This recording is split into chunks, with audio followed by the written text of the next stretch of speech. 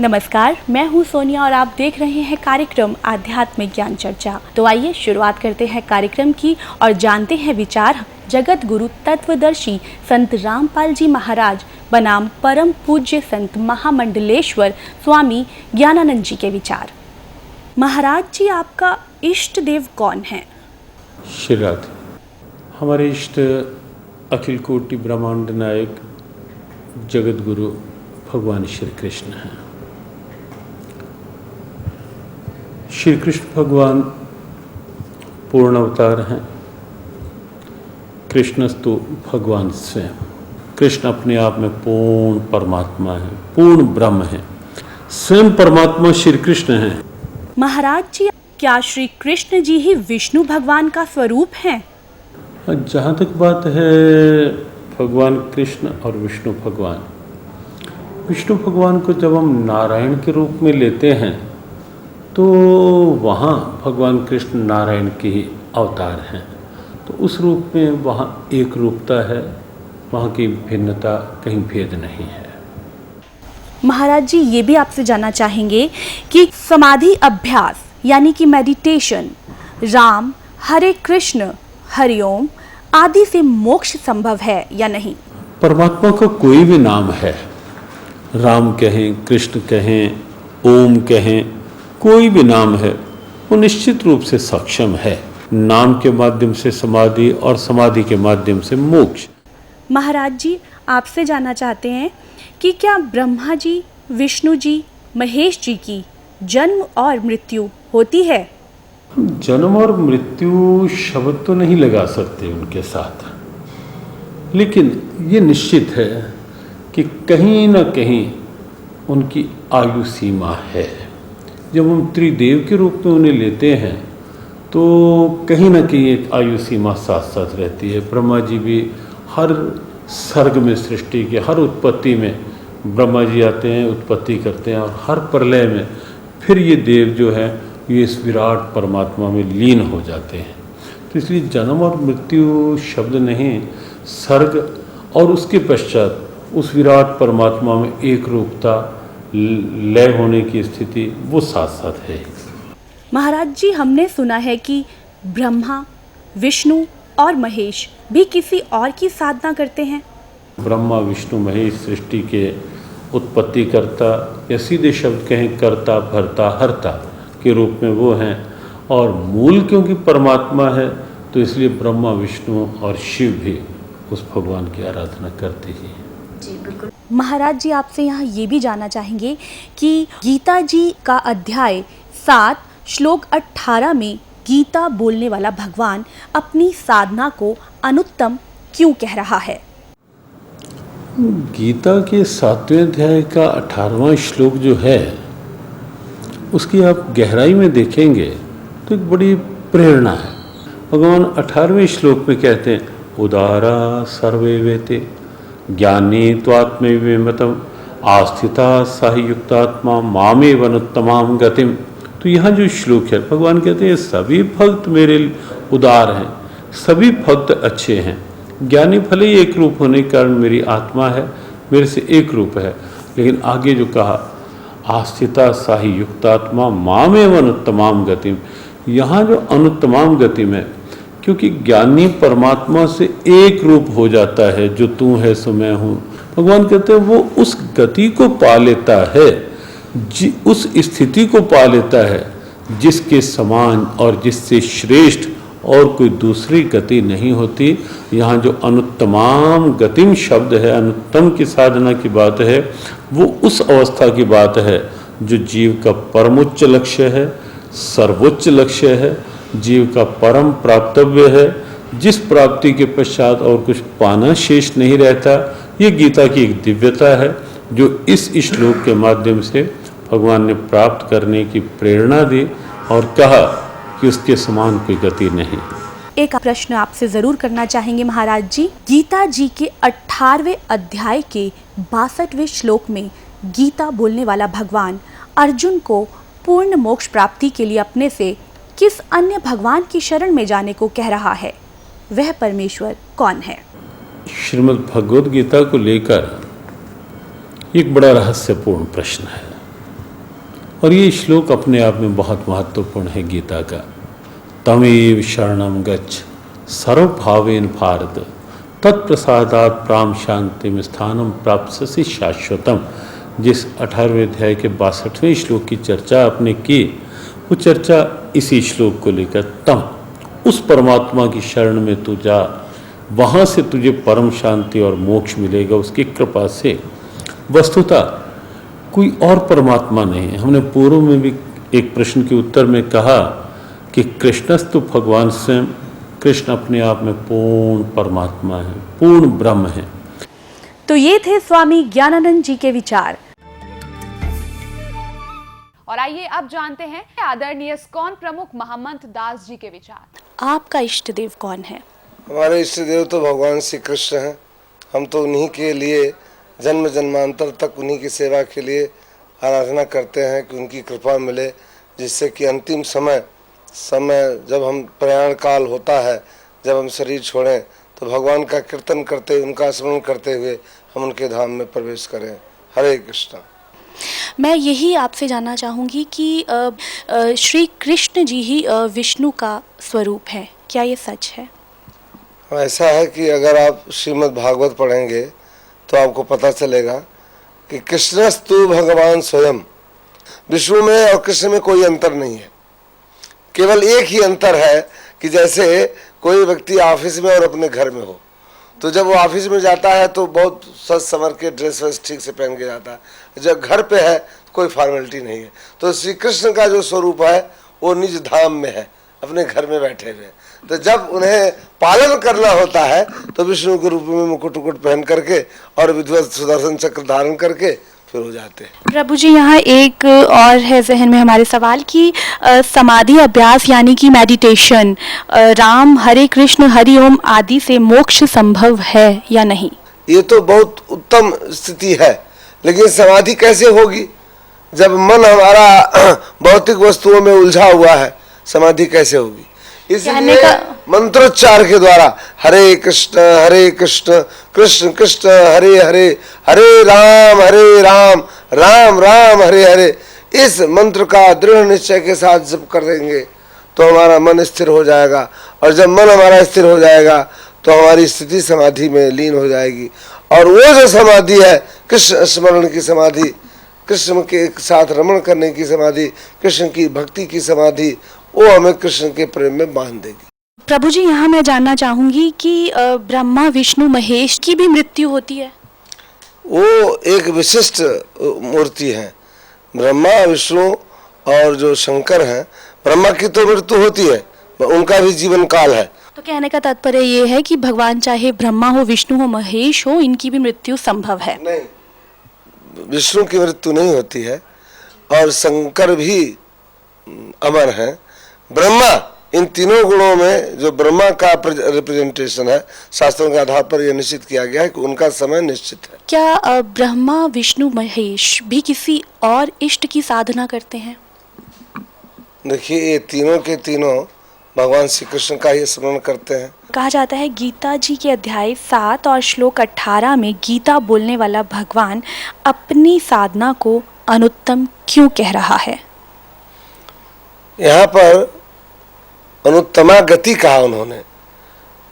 इससे पहले के श्लोक में भगवान ने कहा कि चतुर्विधा भयंती माम जना सुकृत अर्जुन आर्थ अर्थार्थी जिज्ञासु ज्ञानी च भरतर सब। 4 प्रकार के लोग मेरी भक्ति करते हैं।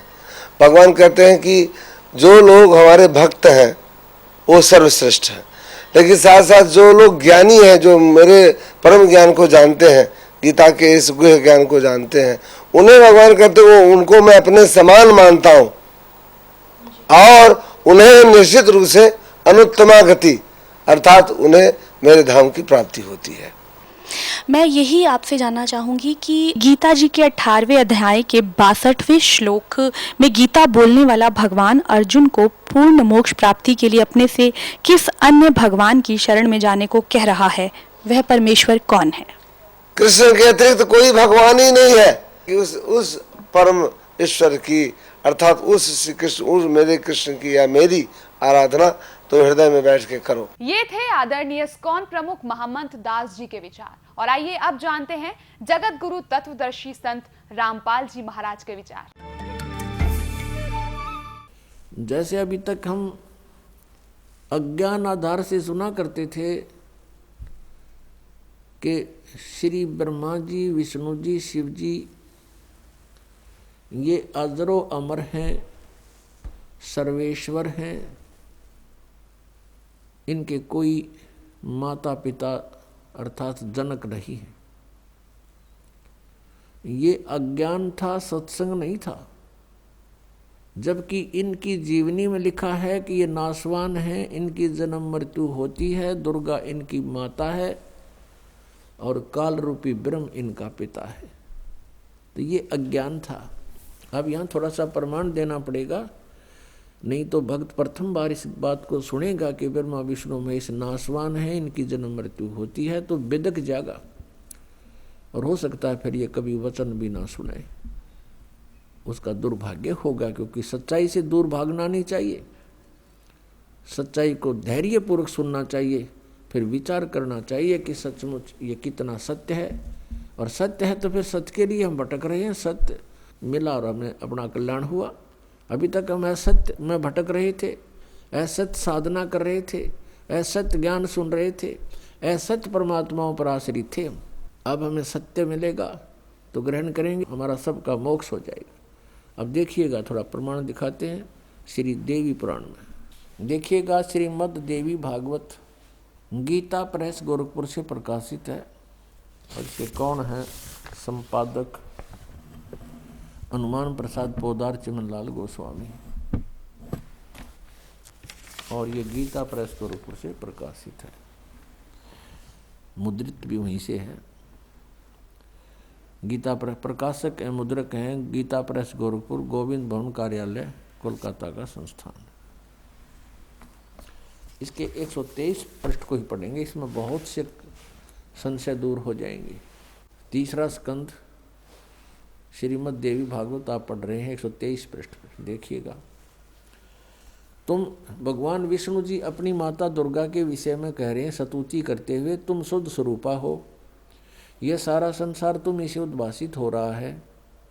मैं ब्रह्मा और शंकर हम सभी तुम्हारी कृपा से विद्यमान हैं। हमारा आविर्भाव माने जन्म और तिरोभाव माने मृत्यु हुआ करता है। हमारा जन्म और मृत्यु हुआ करता है। केवल तुम ही नित्य हो, जगत जननी हो, प्रकृति और सनातनी देवी हो। ओह, फिर यहाँ कहा है, ये स्पष्ट लिखा है, आविर्भाव माने जन्म। भगवान विष्णु जी स्वीकार कर रहे हैं कि मैं ब्रह्मा और शंकर हम सभी का जन्म और मृत्यु हुआ करता है। केवल तुम ही नित्य हो, यानी अविनाशी हो, जगत जननी हो, प्रकृति और सनातनी देवी हो। ये भी याद रखना कि प्रकृति दुर्गा के लिए ही कहा जाता है। भगवान शंकर बोले, देवी यदि महाभाग विष्णु तुम्ही से प्रकट हुए हैं तो उनके बाद उत्पन्न होने वाले ब्रह्मा भी तुम्हारे बालक हुए। फिर मैं तमोगुणी लीला करने वाला शंकर क्या तुम्हारी संतान नहीं हुआ? अर्थात मुझे भी उत्पन्न करने वाली तुम ही हो शिवे। संपूर्ण संसार की सृष्टि करने में तुम बड़ी चतुर हो। इस संसार की सृष्टि, स्थिति और संहार में तुम्हारे गुण सदा समर्थ हैं। उन्हीं तीनों गुणों से उत्पन्न हम ब्रह्मा, विष्णु एवं शंकर नियमानुसार कार्य में तत्पर रहते हैं। पुण्यात्मा, इस श्रीमद् देवी भागवत यानी देवी पुराण ने चंद पंक्तियों में ये 5 कंसेप्ट क्लियर कर दिए। नंबर 1, ब्रह्मा विष्णु महेश नाशवान है, इनकी जन्म मृत्यु होती है, ये इनकी जीवनी में लिखा है। और नंबर 2, प्रकृति दुर्गा को कहते हैं। नंबर 3, दुर्गा इन ब्रह्मा विष्णु महेश की माता है। और नंबर 4, ये कहते हैं हम तो केवल नियमित कार्य ही कर सकते हैं, यानी जिसके संस्कार में दुख या सुख जैसा है उसको एज इट इज दे सकते हैं, उसमें हम कोई परिवर्तन नहीं कर सकते। और पांचवा ये हो गया कि रजगुण ब्रह्मा, सतगुण विष्णु, तमगुण शिव जी है, कि इन तीनों गुणों से उत्पन्न हम। तो पुण्यात्माओं, अभी तक जो ये ज्ञान दिया करते थे वो दंत कथा थी, अज्ञान था, वो सत्संग नहीं था।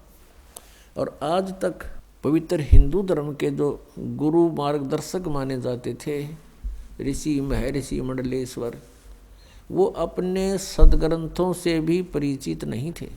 विचारणीय विषय है कि एक अध्यापक विद्यार्थियों को आउट ऑफ सिलेबस पढ़ाता है, पाठ्यक्रम से अलग ज्ञान देता है, वो उनका मित्र नहीं शत्रु है। तो आज तक जितने भी हमारे पवित्र हिंदू धर्म के जो मार्गदर्शक थे वे टीचर कहलाते थे, लेकिन वो टीचर नहीं थे, वो महाअज्ञानी थे। उन्होंने अपने सदग्रंथों को अर्थात पाठ्यक्रम की पुस्तकों को भी नहीं ढंग से पढ़ा, नहीं समझा, एक लोक वेद बना के पूरे मानव समाज को भ्रमित कर दिया। श्रीमद् भगवत गीता लगभग 5500 वर्ष पूर्व श्री वेद व्यास जी द्वारा लिपिबद्ध की गई थी और श्री कृष्ण जी के शरीर में प्रवेश करके ब्रह्म ने, सरपुरुष ने अर्थात काल भगवान ने यह बोली थी। इस दास को परमात्मा कबीर देव जी ने दिव्य दृष्टि दी, यानी ज्ञान दृष्टि दी। उसके बाद इसका यथार्थ अनुवाद हुआ। इससे पूर्व, इस दास से पूर्व जितने भी आज तक अनुवाद करता है गीता जी के, उन्होंने अर्थों के अनर्थ कर डाले।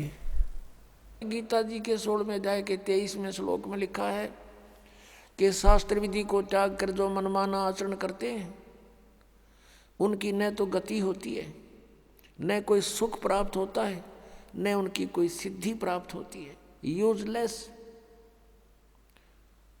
गीता जी अध्याय नंबर 16 के श्लोक 24 में तुरंत कहा है कि इससे तेरे लिए अर्जुन कर्तव्य और अकर्तव्य की व्यवस्था में सदग्रंथ ही प्रमाण है, नथिंग एल्स। किसी की दंत कथा पर मत विश्वास करना, जो अपने सदग्रंथों में लिखा है उसी में वे ऑफ वर्शिप सही है, फाइनल है। अब जैसे ये श्री कृष्ण जी के पुजारी पवित्र हिंदू धर्म में जितने भी पुण्यात्मा हैं, अब गीता जी को सिरोधार्य मानते हैं और नाम जपते हैं, हरे राम हरे कृष्ण, राधे राधे श्याम मिला दे, ओम नमः शिवाय, ओम भागवते वासुदेव नमः, एवं नमः। ये पता नहीं कितने मंत्र बना रखे। गीता जी में है कोई मंत्र ऐसा?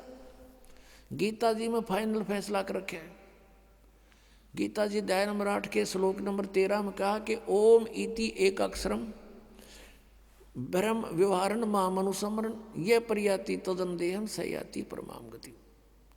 मुझ ब्रह्म का, माम ब्रह्म, मुझ ब्रह्म का केवल ओम इति एक अक्षरम, ये ओम एक अक्षर है, नथिंग एल्स, और कुछ नहीं। उच्चारण करके सिमरण करता हुआ जो अंतिम श्वास तक, शरीर छोड़ने तक इसका सिमरण करता हुआ छोड़कर जाता है, यह प्रयाति तदन देहम सयाति परमाम गति, वो परम गति को प्राप्त होता है। ओम से मिलने वाली परम गति, ओम से मिलने वाली श्रेष्ठ गति कौन सी है? ब्रह्मलोक प्राप्ति, क्योंकि ओम ब्रह्म का मंत्र है। गीता जी अध्याय नंबर 7 के श्लोक नंबर 18 में गीता ज्ञानदाता ब्रह्म श्री कृष्ण जी में बोल रहा है। वो कह रहा है कि मेरी गति में ये उदार आत्मा है तो अच्छी, लेकिन ये मेरे वाली घटिया गति में ही आश्रित रहे।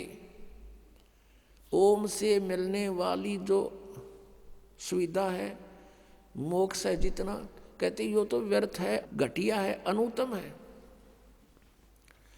अनुत्तम क्यों है? क्योंकि गीता ज्ञानदाता स्वयं कह रहा है 4थे अध्याय के 5वें और 9वें श्लोक में, 2रे अध्याय के 12वें श्लोक में, 10वें अध्याय के 2रे श्लोक में, अर्जुन तेरे और मेरे बहुत जन्म हो चुके हैं, तू नहीं जानता मैं जानता हूं।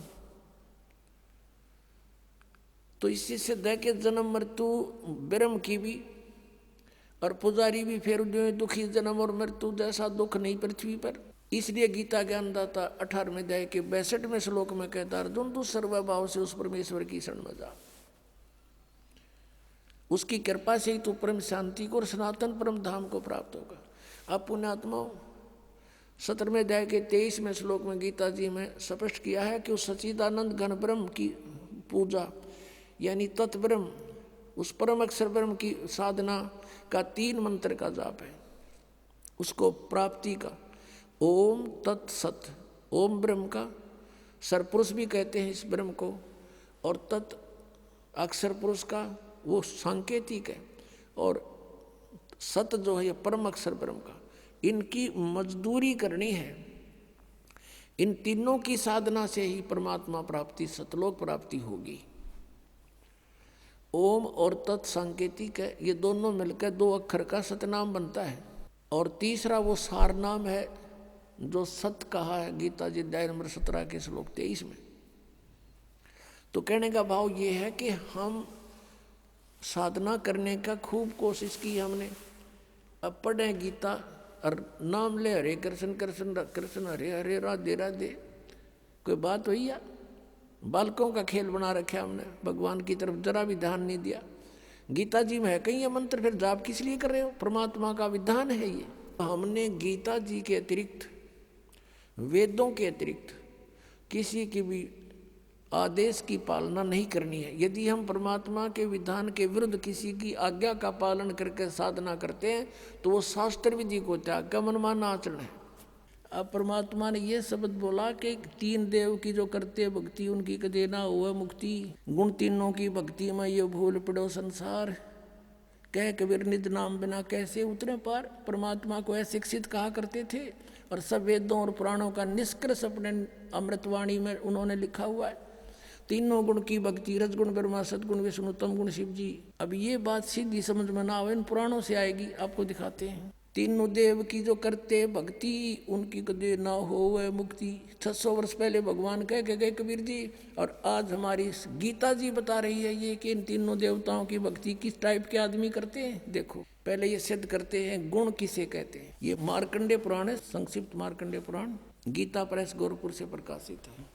इसके भी 123 पृष्ठ पर आपको दिखाते हैं, ये 122 पृष्ठ है संक्षिप्त मार्कंडेय पुराण। यहाँ से प्रारंभ है। मार्कंडेय ऋषि बोले मुने, ये इन्हीं का प्रकरण चलता रहा। यहाँ आ जाते हैं हम 123 पृष्ठ पे। इस तरह स्वयंभू परमपिता परमात्मा की 3 अवस्थाएं हैं, रजोगुण प्रधान ब्रह्मा, तमोगुण प्रधान रुद्र और सतोगुण प्रधान विश्वपालक विष्णु है।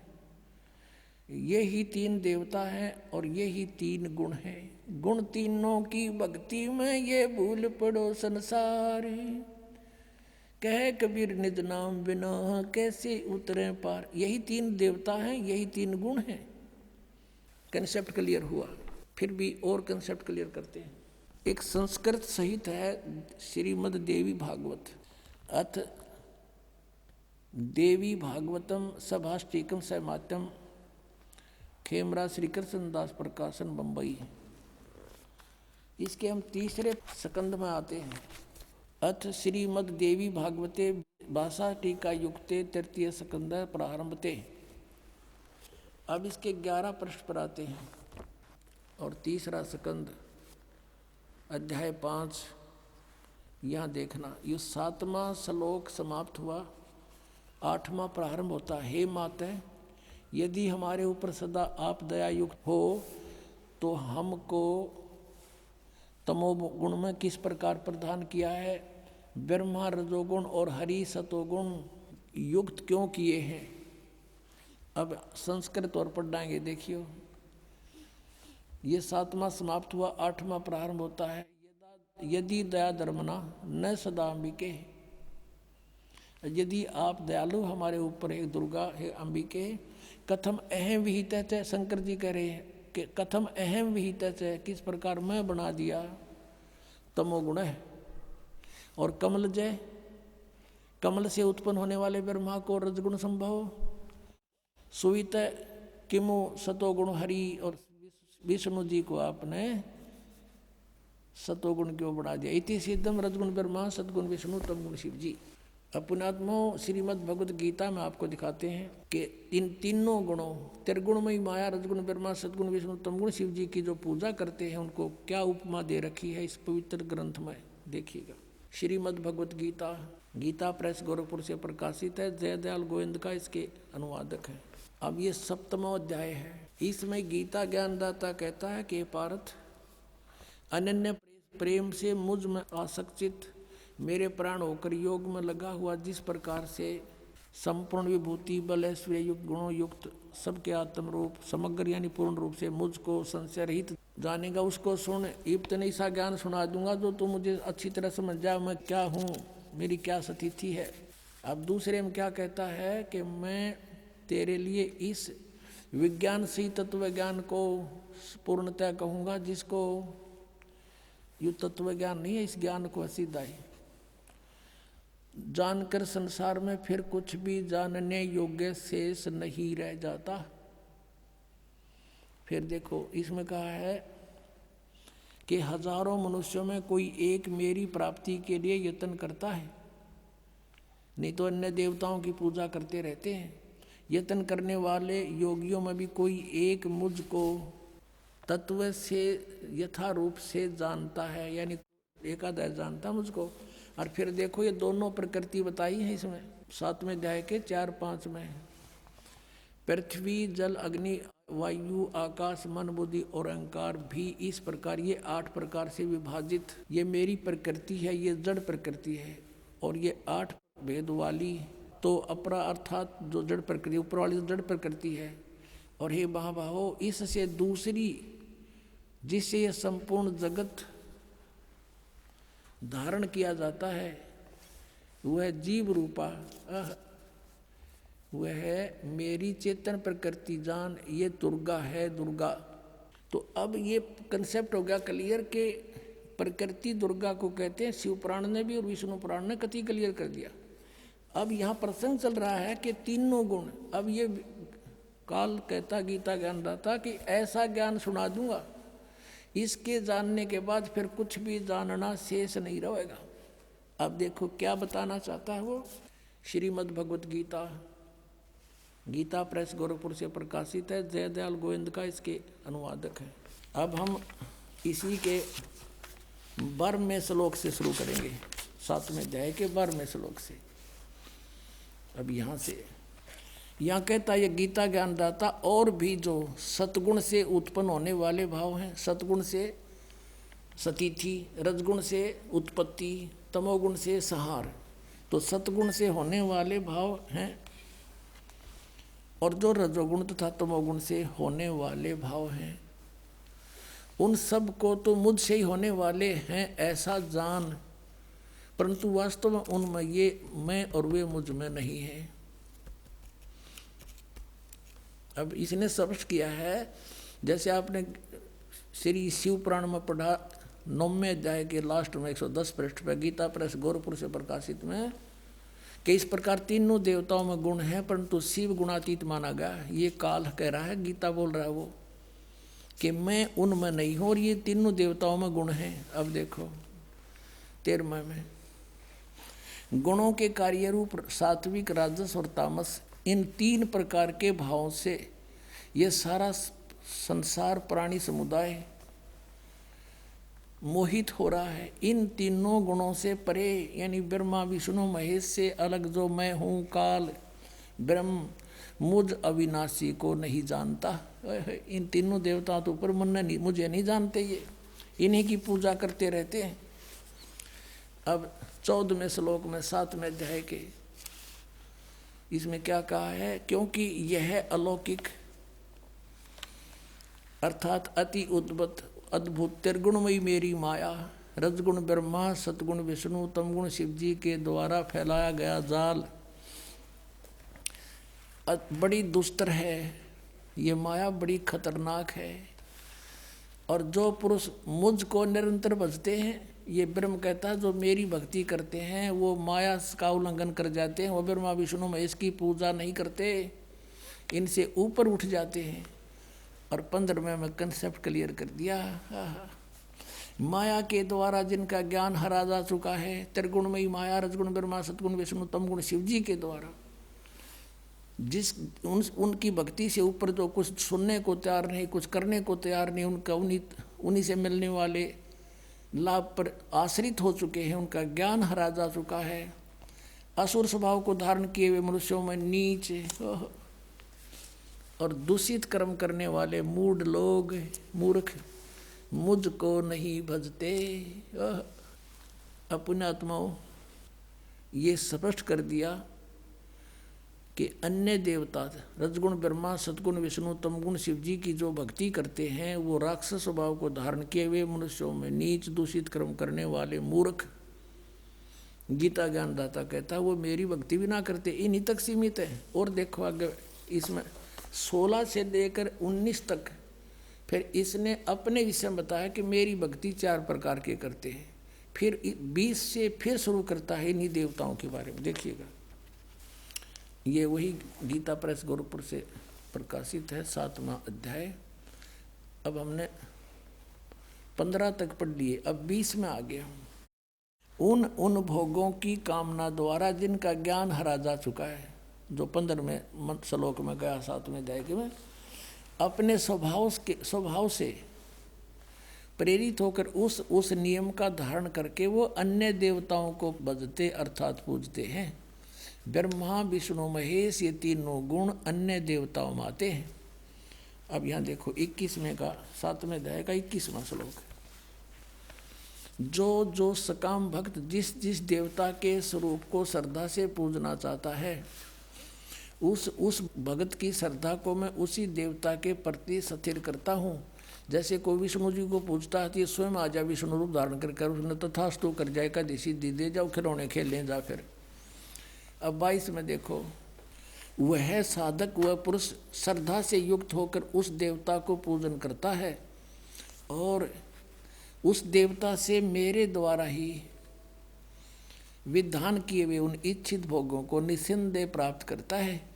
कहता है उन जो अन्य देवता हैं ब्रह्मा, विष्णु, महेश, इनको मैंने एक एक विभाग दे रखा है, वो शक्ति मेरी तय काम कर रहे हैं। इसका अर्थ ये है, अब 23 में 7वें अध्याय के 23 में स्पष्ट कर दिया है। परंतु अब 7वें अध्याय का 23 में स्पष्ट कर दिया है, परंतु उन अल्प बुद्धि वालों का, अल्प बुद्धि माने मूर्खों, मंद बुद्धि वालों का वह फल नाशवान है। देवताओं को पूजने वाले देवताओं को प्राप्त होते हैं, और मेरे भक्त मुझको ही प्राप्त होते हैं। इन्होंने ये डंगा डाल दिया, चाहे जैसे ही भजे, चाहे कोई बात हुई। गीता जी कहता है कि एक मेरा तो एक वो मंत्र, उसके अतिरिक्त कुछ भी, नथिंग एल्स। ये इन्होंने आप पढ़ा दिया, चाहे जैसे भी भजे, हरे राम हरे कृष्ण करें। इनका उद्देश्य ये है यहाँ डंगा डाण का। मेरे भक्त मुझको ही प्राप्त होते हैं, इतना सा बात है। अपने आत्माओं, रजगुण ब्रह्मा, सतगुण विष्णु, तमगुण शिव जी, ये अन्य देवताओं में आते हैं और शास्त्र विधि को त्याग कर जो मनमाना आचरण करते हैं उनको कोई लाभ नहीं होता। 16वें अध्याय के 23वें श्लोक में कहा है।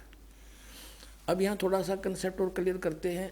अब जैसे 16वें अध्याय के 23वें श्लोक में ये कहा कि शास्त्र विधि को त्याग कर जो मनमाना आचरण करते हैं उनको कुछ भी लाभ नहीं होता, ना उनकी गति हो, ना उनको कोई सुख हो, और ना उनकी कोई सिद्धि प्राप्त हो। यूजलेस। फिर क्या फायदा उस भक्ति का। और देखिएगा, इन तीनों देवताओं की भक्ति भी शास्त्र विधि त्याग का मनमाना आचरण है। ये देखिएगा, यही गीता प्रेस गोरखपुर से प्रकाशित है। 16वें अध्याय का 23वां श्लोक दिखाते हैं। ये 16वां अध्याय और इसका 23वां श्लोक यहाँ पर है। जो शास्त्र विधि को त्याग कर अपनी इच्छा से मनमाना आचरण करते हैं वह न सिद्धि को प्राप्त होता है, न परम गति को, और न सुख को ही। यूजलेस। अब यहाँ 24वें श्लोक में 16वें अध्याय में कहा है, इससे तेरे लिए कर्तव्य और अकर्तव्य की व्यवस्था में शास्त्र ही प्रमाण है। यानी जो सदग्रंथों में विधि लिखी वही करना, और किसी की दंत कथा से हरे राम कृष्ण कृष्ण राधे राधे ये नहीं करना। ऐसा जानकर शास्त्र विधि से नियत कर्म करने योग्य हैं। और यानी शास्त्र के अंदर जो वर्णन है वही करना। अब देखो अब पुण्यात्माओं 17वें अध्याय में अर्जुन ने पूछा कि ये भगवान, जो शास्त्र विधि त्याग का जो मनमाना आचरण करते हैं वो कैसे स्वभाव के होते हैं। देखिएगा अब शपथ 10वां अध्याय, अब 16वें अध्याय के 23-24 अंतिम मंत्र हैं, उनमें बता के शास्त्र विधि त्याग का मनमाना जो आचरण करते हैं उनको कुछ भी लाभ नहीं हो। तो अर्जुन ने पूछा, क्योंकि अर्जुन उसको कृष्ण मान रहा है, श्री कृष्ण में बोल रहा था वो ब्रह्म, हे कृष्ण, जो मनुष्य शास्त्र विधि को त्याग करे और श्रद्धा से युक्त देव आदि का पूजन करते हैं। अब जो के जो शास्त्रीय विधि त्याग कभी कुछ जिसकी जो पूजा करते हैं उनकी स्थिति कौन सी है, सात्विक है अथवा राजसी या तामसी। अब यहाँ उत्तर देता है गीता ज्ञानदाता दूसरे श्लोक में 17वें अध्याय के में, मनुष्यों की वह शास्त्रीय संस्कारों से रहित केवल स्वभाव से उत्पन्न श्रद्धा, शास्त्रों से हटकर मनमानी जो श्रद्धा है वह सात्विक, राजसी और तामसी ये 3 प्रकार की होती है, उसको मुझसे सुन। अब ये दास आपको इसमें तो आपका समझ में आओ नहीं, क्योंकि ये तो पढ़ते हैं आपने 5500 वर्ष हो गए, ये समझ में आओ तो फिर बात तय की थी। अब दास बताओगा इसमें क्या है कि शास्त्र विधि त्याग का मनमाना आचरण तो कंडम बता दिया, यूजलेस। फिर भी पूछा कि वो करे हैं, वो होश है किसी स्वभाव के जो देवताओं की पूजा करते हैं ना, शास्त्र विधि त्याग कर डोहे तो वो डरे हैं, लेकिन वो अच्छी आत्मा होती है जो देवताओं तक सीमित है और बकवाद नहीं करते। वो अन्य देवताओं की पूजा करते हैं, कोई विष्णु की, कोई शिव की, हैं, इनकी ब्रह्मगते करते नहीं, या कोई और देवी देवी की, जैसे कोई तो कांगड़ा वाले की तो फलाने वाली की, कहते है तो यूजलेस, पर इनका स्वभाव है अच्छी आत्मा, तो देवताओं की पूजा करते हैं। और जो दूसरे हैं वो जंतर मंत्र करने वाले, ये भूत प्रेत की झाड़े झूड़े लानी है, ये तामसी वृत्ति के लोग होते हैं। ये बकवादी भैरव भूत ने पूजे हैं, दारू पीऊँ और मांस खाओ को वो भैरव बोलूँ हूँ, जो बोतल चढ़ा दो, पीऊँ बोतल खाओ, मांस निकम्मे और बर्बाद करें। कहने का भाव ये है कि हैं तो ये शास्त्र विधि त्याग का मनमाना आचरण यूजलेस, पर इनका स्वभाव अलग अलग होता है, क्योंकि इनको ज्ञान नहीं होता, तत्वदर्शी संत नहीं मिलता, तब तक ये रास्ता बदल नहीं सकते। फिर बताया कि जो देवताओं की पूजा करते हैं शास्त्र विधि त्याग के, है तो यूजलेस, लेकिन वो सात्विक व्यक्ति के होते, अच्छी आत्मा होती है। और जब उनको जो है ज्ञान हो जाएगा तब वो अपना रास्ता चेंज कर सकते हैं, और जो तामसी व्यक्ति के हैं वो नहीं जल्दी से समझते। अब यहाँ गीता जी अध्याय नंबर 7 के श्लोक नंबर 12 से 15 में क्या कहा है, तीनों गुणों के पुजारी, अन्य देवता में आते तीनों गुण, रजगुण ब्रह्मा, सतगुण विष्णु, तम गुण शिव जी। राक्षस स्वभाव को धारण किए मनुष्यों में नीच दूषित कर्म करने वाले गीता ज्ञानदाता कहता मुझे भी ना बजते ये। और फिर कहता मेरी भक्ति 4 प्रकार के करते हैं, आरथ, अर्थार्थी, जिज्ञासु और ज्ञानी। परमेश्वर कबीर जी ने कहा था, गुण तीनों की भक्ति में ये भूल पड़ो संसारे, कहे कबीर निज नाम बिना कैसे उतरो पार। निज नाम ये सतनाम है 2 अक्षर का, और सार नाम वो अलग है, आदि नाम जिसे कहते हैं। 3 देव की जो करते भक्ति, उनकी कदे ना हो मुक्ति। और वही हमारी गीता जी कह रही है कि शास्त्र विधि को त्याग कर जो मनमाना आचरण करते हैं यूजलेस, ना उनकी परम गति हो, ना उनको सिद्धि प्राप्ति हो, ना कोई सुख हो, फिर किस लिए डलेट हो रहे हो। अब इनको राक्षस स्वभाव को धारण किया हुआ मनुष्यों में नीच कैसे कहा, मूर्ख। जैसे तमगुण शिव की भक्ति की थी रावण ने, कैसा जुल्म किया, एक पराई स्त्री को उठा लिया और फिर कैसा जुल्म करना चाहा, शराब पीवे, मांस खावे, राक्षस कहलाया। और फिर एक भस्मागिरी नाम का तपस्वी था, श्री शिव का पुजारी, तमोगुण शंकर का पुजारी, उसी के द्वार के सामने, गेट के सामने ऊपर न सिर नीचे न पैर करके सिरासन पर 12 वर्ष तक खड़ा रहा। और भगवान एक दिन पार्वती ने कहा कि हे भगवान, आप तो महेश्वर हो, आप क्या नहीं कर सकते, आपका बच्चा क्या मांगता है, इसको दे दो वरदान जो मांगता है। इस बात से भगवान शिव ने कहा कि बोल भाई क्या मांगता है बता दे। क्या उसने भस्मागिरी ने कहा कि ऐसे नहीं भगवान, वचनबद्ध हो जाओ। भगवान शिव ने सोचा कि मांगेगा, एक सिद्धि मांग लेगा, दे दूंगा।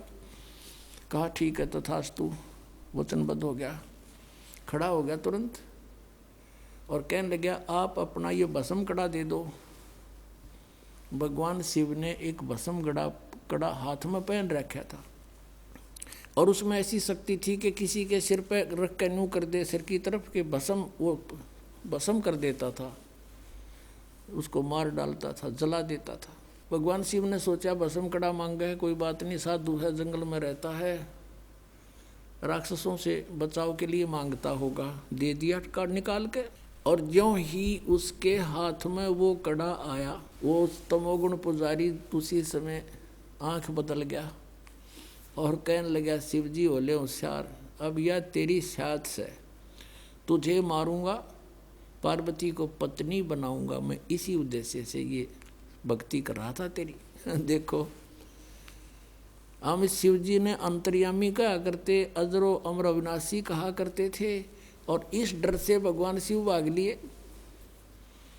आगे आगे भगवान, पाछे पाछे पुजारी, जा खखाट उठा। यदि ये अविनाशी होते तो हमारी बुद्धि वहाँ भी काम नहीं करी कदे भाई कि भगवान बाजे क्यों, तो ये कह दिया करते हमने मूर्ख प्राण खाते तो लीला करे थे, यह टट्टू लीला थी, सांस चढ़ रहे। वाह भाई वाह। अब इनकी रक्षा भी परमात्मा ही करते। वहाँ आगे पार्वती रूप बना के परमेश्वर कहते हैं, करे करावे साइया मन में लहर उठा, दादू सिर दर जीव के वो आप बगल हो जा। तो वहाँ आके उस भस्मागिरी पाछे पाछे भाग्या जाता, वहाँ खड़े हो गए पार्वती रूप में और कहा आ जाओ पुजारी जी, कहाँ जा रहे हो। उसने देखा, कहा पार्वती आली, वो खड़ा हो गया और कहा पार्वती रूप में भगवान ने कि अब वो तेरे निकट थोड़ा ही आ सकता है, आपके पास तो कड़ा है ना। कहा बिल्कुल ठीक है, आओ यहाँ कुछ देर बातें करेंगे। और फिर पार्वती रूप में प्रभु ने कहा कि मुझे डांस करके दिखा दे ताकि मैं प्रसन्न हो तेरे ते। वो कहने लगा मैं तो तपस्वी आदमी, कभी डांस कराया नहीं, कैसे करूं, अक मैं बताती हूँ। इस हाथ को ऐसे कर, इस टांग को ऐसे कर, इसको ऐसे कर, इसको और ऊपर कर। जिस हाथ में कड़ा था सिर पर करवा लिया उससे कर, फिर कह दिया भस्म, और भस्मागिरी मर गया। अब वो कड़ा लेकर विष्णु रूप धारण करके परमात्मा वहाँ पहुँचे शिव जी के सामने जहाँ वो भागे जा रहे थे। और भगवान विष्णु जी को देख कर कहने लगा, भागा विष्णु भागा। अब क्या हो गया कि भस्म कड़ा ले लिया, भस्मागिरी ने मेरे साथ धोखा करके, वो मारेगा। तो भगवान ने कहा कि ये ले कड़ा तेरा, ये मेरे पास है। अक नहीं नहीं वही है, कहा वही है ये ना दच्ची, अक सचमुच मैंने ऐसे ऐसे पार्वती रूप बना करके वहाँ पहुँचा, उसको सारी समझाई। जब उसका दिल डटा, उसकी राख देख ली, भगवान शिव ने जब उसकी भस्मागिरी की राख देख ली ना जले हुए की, जब तसल्ली हुई अपने आत्मा, उसके बाद वो भस्मागिरी भस्मासुर कहलाया, भस्मा राक्षस। अब तमोगुण के उपासक राक्षस कहलाए, होए दूषित कर्म करने वाले भगवान रूप में पूजे और उसकी पत्नी पर नीच डगा रहा दुष्ट इंसान। इससे गंदा इंसान कौन होगा पृथ्वी पे। राक्षस स्वभाव को धारण किए मनुष्यों में नीच दूषित कर्म करने वाले मूर्ख, कुछ भी ना सोची दुष्ट ने। और फिर कहते हैं रजोगुण का उपासक था ब्रह्मा जी का कौन, हिरण्यकशिपु। भगत बनकर श्रद्धा से खूब तपस्या करी, वर मांग लिए, सुबह मरू ना शाम मरू, रात मरू ना दिन मरू, फलान मरू ना धकड़ मरू। कह दिया तथास्तु। फिर उसने सोची हल्दी की गांठ मिल गई, तू पंसारी हो गया, भगवान बन गया। सब ने नो कहा मेरा नाम लो, विष्णु का नाम मत ले लियो, अपना नाम जपावर नक्षपू करो। अरे मूर्ख। अब भगवान ने उसके घर में भेज दिया खम्ब प्रहलाद, और वो नो कहा नहीं पिताजी, हिरण्यकशिपु भी कोई मंत्र होता है, भगवान के नाम से लाभ होगा। पिता पुत्र का झगड़ा हो गया इससे बात पे। और ऐसे जुल्म किए उस पुण्यात्मा के साथ, उस राक्षस स्वभाव को धारण किए हुए मनुष्यों में नीच दूषित कर्म करने वाले मूर्ख हिरण्यकशिपु ने, ब्रह्मा रजगुण के उपासक ने। अब यहाँ कहते हैं, अब क्या बताते हैं, सूक्ष्म वेद में कहा परमात्मा ने कि हिरण्यकुश छाती तुड़वाई और ब्राह्मण बाणा और कर्म कसाई। वो तो ब्राह्मण भगत को आवे हैं, भगत का तो बाणा उसका है, और कर्म इसे कसाई कैसे अपने मासूम बच्चे को मारने के लिए ना जाने कितने ओछे हथकंडे अपनाए। हिरण्यकशिपु छाती तुड़वाई और ब्राह्मण बाणा कर्म कसाई, रजोगुण का उपासक था, राक्षस कहलाया हिरण्यकशिपु। अब एक बार हरिद्वार के अंदर अर्की पैड़ी पे कुंभ के मेले का सूत सज गया। वहाँ पर एक पर भी लगगी। इनके अपने अपने हिसाब से बनाई हुई मनमाना आचरण है, ये शास्त्र विधि को त्याग के। और उसमें क्या करते हैं, जब जहाँ किसी पर कुंभ के मेले की पर भी लगती है, ये सभी स्नान करने जाते हैं और ये मानते हैं ये खुद कि वहाँ नहाने से बेड़ा पार हो जाएगा। उनका बेड़ा पार तो यानी बेड़ा गर्क जरूर हो गया। अब सुनाता हूँ। अब ये वहाँ कुंभ के मेले पर स्नान करने जब जाते हैं तो अपने अपने ग्रुप में इकट्ठे हो जाते हैं। गिरी अलग, पुरी अलग, सन्यासी न्यारे, नागा अलग, नाथ न्यारे, कनपाड़े न्यारे, बिना कनपाड़े अलग से, और वैष्णु के उपासक वो वैष्णु न्यारे, विष्णु के उपासक, तमोगुण सतोगुण के उपासक। तो वहाँ सब अपने अपने ग्रुप में इकट्ठे हो जाते हैं। जब स्नान का समय आता है सभी प्रस्थान कर देते हैं अपने मुखिया के पीछे पीछे। तो सबसे पहले नागा चले गए, पहुँच गए अर्की पैड़ी पे ऊपर भी कल्याण करवाने के लिए, नहाने के लिए। पीछे से वैष्णु आगे, विष्णु जी के उपासक, सतोगुण के उपासक, और नागा थे वो बिल्कुल नंगे रहते हैं, नेक्ड, वो तमोगुण के उपासक शिव जी के। पीछे से विष्णु उपासकों ने, सतोगुण के उपासकों ने कहा कि ए नागाओ, हम सर्वश्रेष्ठ हैं, हम प्रथम स्नान करेंगे, तुम बाहर आ जाओ, पहले नहीं नहाओगे तुम। अब वो नागाओं ने कहा कि हम सर्वश्रेष्ठ हैं, हम त्यागी और वैरागी हैं, हम कोई कपड़ा भी नहीं रखते तन पर, हम सबसे प्रथम नहाएंगे, हम सर्वश्रेष्ठ हैं। वैष्णु साधु कहने लगे, शरण फड़ो, तुम टट्टी के हाथ भी ना धोते, पशु की तरह नंगे फिरो, तुम कहे कि श्रेष्ठ हो, बाहर मरो, हम नहाएंगे पहले। अब वहाँ बैठ गए तीनों गुण। अब उसी समय इनका जूत बाज गया, नाना भी भूल गए, भगवान भी भूल गए, हर की पैड़ी भी याद ना रही इनकर, पर भी भूल गए। 25,000 ये त्रिगुण उपासक, इन तीनों भगवानों के उपासक वह कटका मर गए, कत्लेआम कर दिया, गंगा का पानी लाल कर दिया, लाश बहती जाओ उनमें, और तेरा गजब हुई। इसके बारे में परमात्मा ने कहा है कि तीर तुपक तलवार कटारी ये जम दड़ जोर बधावे हैं, हर पैड़ी हर हेत ना जाना, और वहाँ जा तेग चलावे हैं, काटे शीस नहीं दल करुणा, ये जग में साध को आवे हैं, और जो जन इनके दर्शन को जावे उनको भी नरक पठावे हैं। हे भगवान, पुण्यात्माओं, हम कति अंधे कर रखे थे इस काल ने, हम इन महात्मा मान्या करते इसे जुल्म करनिया ने। अब कहते काटे शीस नहीं दिल करुणा, इतनी भी दया नहीं, और कत्लेआम कर डाला, छोरी गपो दे हैं, तलवार ते काट गिरे, बड़कियाँ खा ली एक दूसरे ने। ये है और तीनों गुणों के उपासक, राक्षस स्वभाव को धारण किए मनुष्यों में नीच दूषित कर्म करने वाले मूर्ख।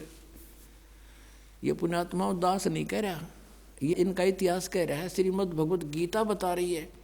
और 600 वर्ष पहले परमात्मा बता रहे थे, परमेश्वर कबीर साहब, गुण तीनों की भक्ति में ये भूल पड़ो संसार, कह कबीर निज नाम बिना ये कैसे उतरे पार, तीन देव की जो करते भक्ति उनकी कदे ना होवे मुक्ति। बोलो सतगुरुदेव। भजन करो उस रब का जो दाता है कुल सब का, भजन करो उस रब का जो दाता है कुल सब का। वो कौन है? वो कबीर देव है। बोलो सतगुरुदेव।